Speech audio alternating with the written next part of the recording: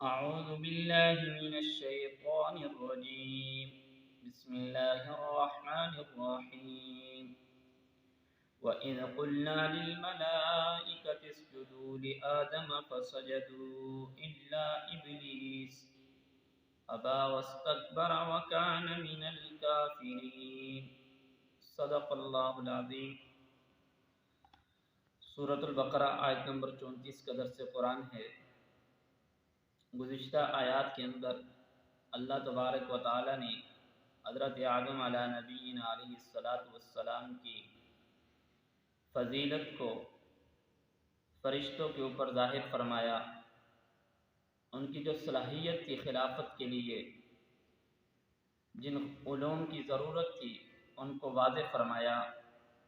ان آیات کے اندر، اس آیت کے اندر اللہ تبارک و تعالی کی ذات فرشتوں پر اور جنات پر اور ساری مخلوقات پر ظاہر فرما رہے ہیں، اور ان کو، فرشتوں کو اور جنات کو اور باقی مخلوق کو، حضرت آدم علیہ نبینا علیہ السلام کی فضیلت بتانے کے لیے اللہ تبارک و تعالی نے ایک کام کا کہا. فرمایا وَإِذْ قُلْنَا لِلْمَلَائِكَةِ اسْجُدُوا لِآدَمَ فَسَجَدُوا إِلَّا إِبْلِيسَ. اور جب کہا ہم نے فرشتوں کو، ہم نے حکم دیا کہ سجدہ کرو آدم کو، فسجدوا الا ابلیس، تو بس سجدہ کیا سوائے ابلیس کے. یہاں پر ایک بات کہ یہاں پر تو اللہ تبارک و تعالی نے اس آیت کے اندر فرشتوں کو حکم دیا اور آگے فرمایا کہ الا ابلیس، کے ابلیس نے سجدہ نہیں کیا. تو اس سے یہ بات واضح ہوتی ہے کہ اس آیت کے اندر جو سجدے کا حکم تھا وہ سب کے لیے تھا، کیونکہ فرشتے وہ سب سے افضل تھے. جب ان کے لیے حکم آ گیا تو باقی سب کے لیے بھی آ گیا ہے. اس میں جنات بھی شامل تھے اور باقی مخلوقات بھی اس کے اندر شامل تھی. یہاں پر یہ جو سجدے کا حکم ہے حضرت آدم علیہ نبینا علیہ السلام کے لیے آیا، یہ سجدہ کس قسم کا تھا؟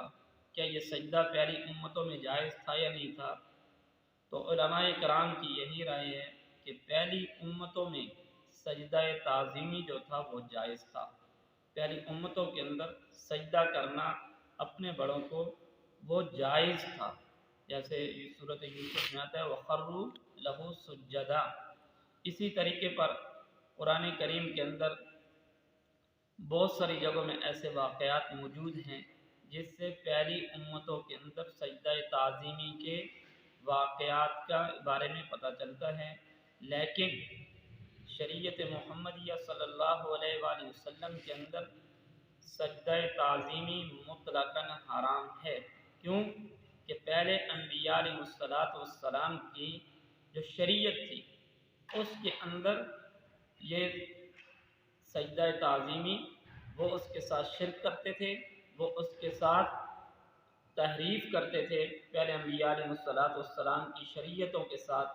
تو اس وجہ سے ان امتوں میں تو جائز تھا، لیکن یہ امت آخری امت ہے، اس کو ہر قسم کے شرک سے، بدعات سے پاک کرنا تھا. اس لیے اس کے اندر ادنا سے شرک کی بھی قطعاً اجازت نہیں ہے. ہاں، اس کے اندر سلام، مصافحہ، معانقہ، اس کی تو اجازت رکھی ہے، لیکن مطلقاً کسی کو سجدہ کرنا اس کی اجازت بالکل نہیں ہے. فسجدوا الا ابلیس، سوائے ابلیس کے سب نے سجدہ کیا. سوال یہ ہوتا ہے کہ ابلیس نے سجدہ کیوں نہیں کیا؟ کیا ابلیس کا کفر یہ محض عملی نافرمانی کا نتیجہ ہے، یا کسی ایسے اللہ کے حکم کی نافرمانی کی وجہ سے ہے؟ تو کہتے ہیں کہ ابلیس کا جو کفر ہے وہ صرف اور صرف اس وجہ سے اس کا کفر ہے کہ اس نے اللہ تبارک و تعالیٰ کے سب سے بڑے حکم کی نافرمانی کرے. اللہ نے حکم دیا، اس نے انکار کر دیا. ابلیس کو طاغوت الملائکہ بھی کہا جاتا ہے. پھر اس سے یہ بات کیسے صادر ہوگی؟ علماء نے لکھا ہے کہ انسان کے اندر جو انسان جس وقت غرور، تکبر میں آتا ہے تو اللہ تبارک و تعالی इतना बड़ा होने के बावजूद भी उससे वो वाली सलाहियत छीन लेते हैं। उसका दिमाग ये काम नहीं करता कि मेरे पास इतना इल्म और अमल होने के बावजूद मैं किस तरफ जा रहा हूँ। और बाद उलमा ने लिखा है कि इंसान के गुनाहों की वजह से भी बाज़ दफ़ा इंसान जो है वो उस पर ऐसा वबाल आ जाता है कि जिसकी वजह से उसको समझ नहीं आती कि अल्लाह तबारक व तआला की जो मदद उसके साथ होती है वो उसको छोड़ देती है। अबा वस्तकबरा, उसने नहीं माना, व कान मिनल काफिरीन, और तकब्बर किया और था वो काफिरों में। इस वजह से गुरूर, तकब्बर, रिया, इसका इसकी वजह से इंसान काफिर तक हो जाता है। अल्लाह तबारक व तआला से दुआ है कि अल्लाह तबारक व तआला हमें इन बातों पर अमल की तौफीक अता फरमाए।